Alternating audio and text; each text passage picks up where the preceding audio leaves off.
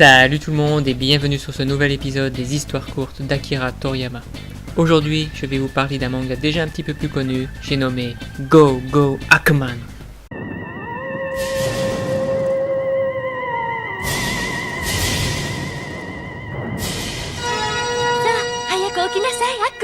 お坊ちゃま。 Go Go Hackman donc est un manga de 11 chapitres de 4 à 5 pages et qui est paru non pas dans le Weekly Shonen Jump mais dans le V-Jump, un magazine mensuel dédié plutôt aux jeux vidéo. Sa parution a commencé du V-Jump de juillet 1993 et s'est terminée dans le V-Jump d'octobre 1994, soit plus d'un an de prépublication. D'ailleurs, si Go Go Hackman paraissait dans le V-Jump, Dragon Ball quant à lui continue toujours sa parution dans le Weekly Shonen Jump. Quant à chez nous, Go Go Hackman est sorti chez Glénat dans le volume 3 des histoires courtes en 1999. Les aventures d'Hackman commencent lorsqu'il se réveille le jour de ses 200 ans, après 50 années de sommeil. Il apprend de ses parents que le moment est venu pour lui de tuer des gens, récolter leurs âmes et les vendre à Satan. Ne se faisant pas attendre, il décide immédiatement avec son ami Goldon de se mettre en route pour commencer le travail. D'après le petit diablotin, plus les humains sont bons, plus l'âme a de points. Le souci alors, c'est que Hackman ne cherche plus que ce genre de personnes. Car oui, pour lui qui est un prince, il ne veut pas s'abaisser à tuer une vulgaire grand-mère, avec laquelle il ne gagnerait que très peu de points. Cependant, lorsqu'il s'agit de tuer une jolie jeune femme, il est incapable de les exécuter. En cours d'aventure, il rencontrera son ennemi juré, j'ai nommé Tenchi, un petit ange qui lui, vous vous en doutez, est là pour aider les gens. Il tentera à maintes et maintes reprises de battre Hackman avec plusieurs stratagèmes. Cependant et malgré lui, lors de ses tentatives d'éliminer Hackman, il tuera de nombreux innocents et permettra à ce dernier de récupérer les âmes des défunts. Ne s'arrêtant pas là et voulant à tout prix arrêter Hackman, il engage à plusieurs reprises des mercenaires pour le vaincre. Mais bien qu'il soit petit et à l'air faiblard, Hackman n'en est pas moins des plus redoutables. Tous les plans qu'avait mis en œuvre Tenchi, Hackman a réussi à les surpasser, quelques-uns avec la force et d'autres avec un peu plus de chance. Après ces plusieurs tentatives, Tenchi reste calme pendant un moment, ce que remarque Hackman car il n'a pas beaucoup récolté d'âmes depuis que Tenchi ne l'attaque plus. C'est alors qu'il remarque un vaisseau spatial atterrir sur Terre. Il tente alors de s'allier avec eux pour tuer les humains. En vain, car les aliens tentent de le tuer. Contrarié par le comportement des Martiens, Hackman décide alors de se débarrasser rapidement de ceux-ci et empêcha malgré lui la destruction de la Terre.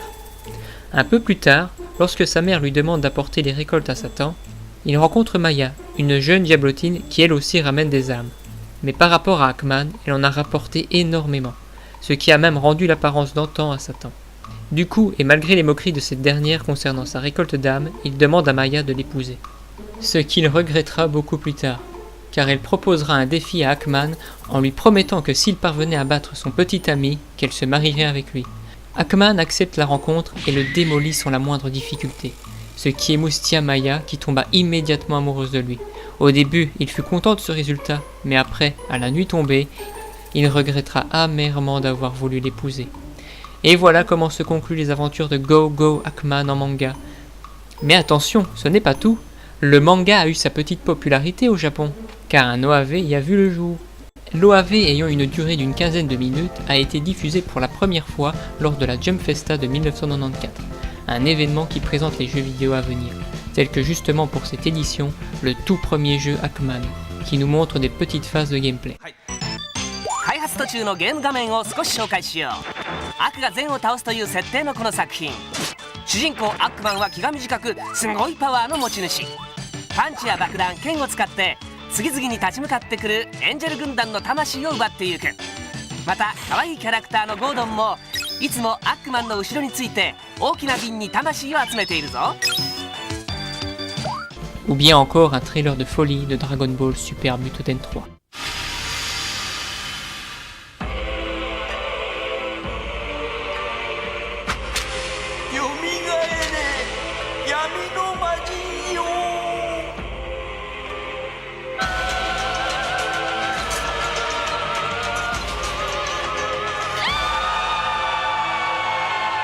Super Famicom Dragon Ball Z Super Butoden 3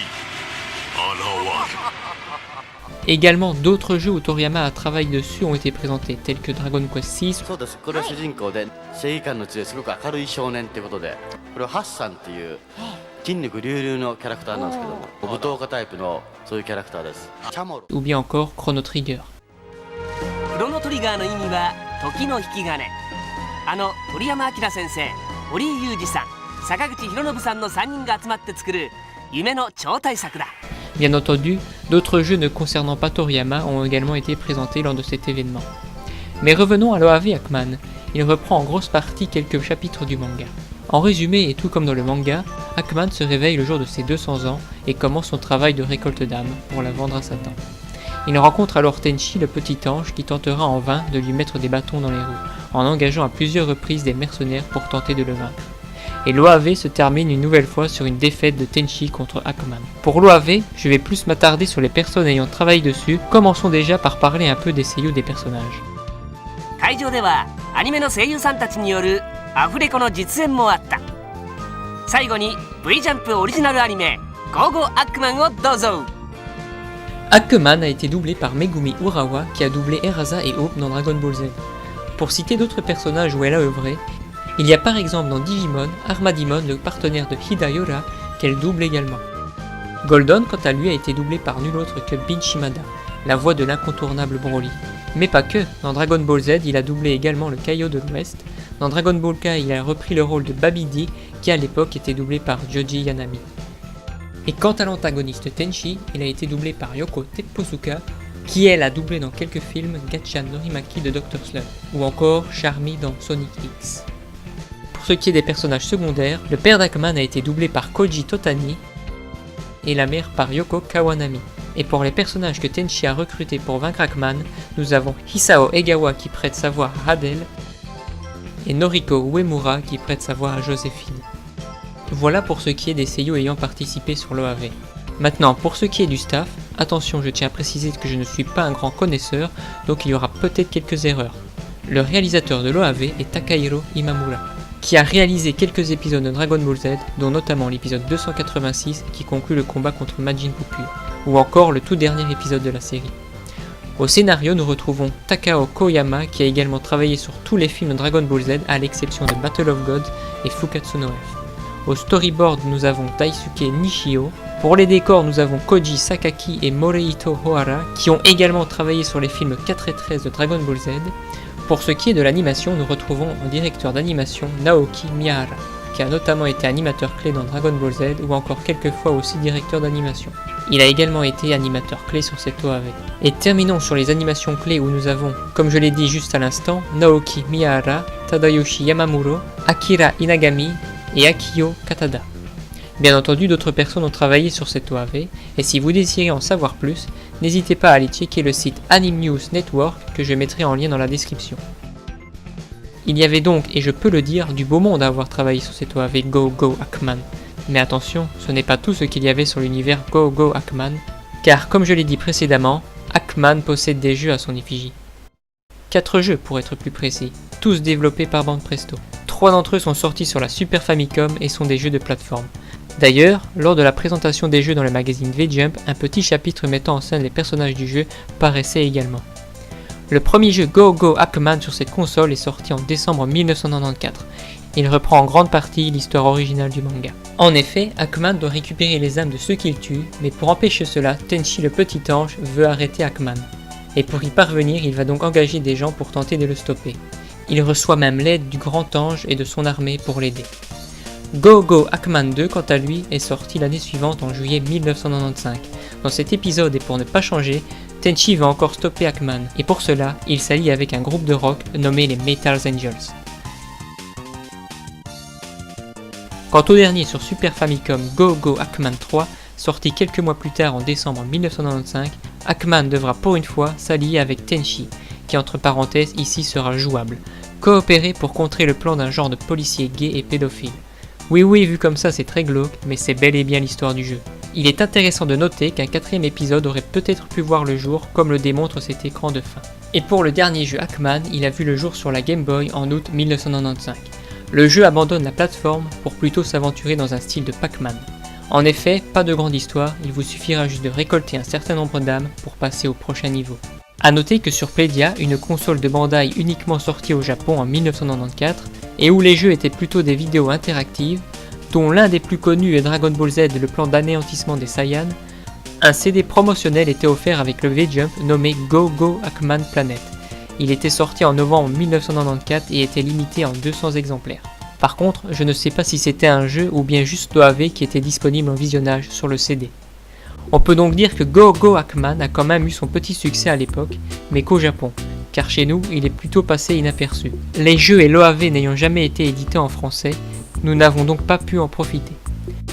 Comme vous l'aurez sans doute remarqué, et comme souvent d'ailleurs, certains personnages ont des ressemblances avec d'autres œuvres de Toriyama. En voici quelques exemples.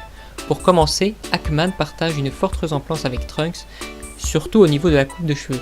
Les seules différences, c'est qu'Hackman, lui, a les oreilles pointues et ne possède pas de nez. D'ailleurs, Hackman fait un petit caméo dans Dragon Ball Z dans les gradins, lors du tournoi de l'au-delà dans l'épisode 199. Pour donner en exemple d'autres personnages, la sœur d'Hackman a je trouve des petites ressemblances avec Akane dans Dr Slump, ou encore le petit ami de Maya a aussi de faux airs à Dabra.